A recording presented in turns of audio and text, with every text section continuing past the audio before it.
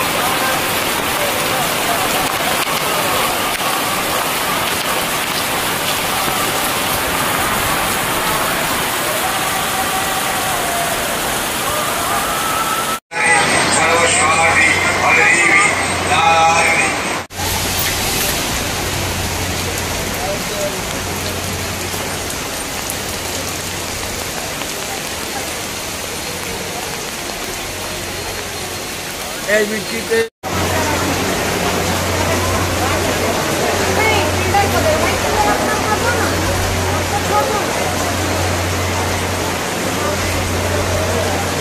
কোথায় নাই, এই বৃষ্টিতে নাচ হবে, বৃষ্টির মধ্যেও নাচ হবে, পুরা মজা হবে। এটা তো আরো ভালো মৌসুম হয়ে গেছে আমাদের। মানে কিভাবে আনন্দটা উপভোগ করবেন? নাচ করব, গান করব, মাকে বিদায় করব। মানে এই বৃষ্টির মধ্যে আপনারা বেরোবেন? একদম, কেন না, এটা যেটা নিয়ম আছে সেটা করব। আর সব উৎসাহিত আছে, ওয়েদার ভালো আছে, একটু বৃষ্টি আছে কিন্তু সব বৃষ্টিতে ভিজে যাব আমরা। আপনার নামটা বলুন। সচিন বলোডিয়া, মেম্বার অফ দেবী মন্দির কমিটি।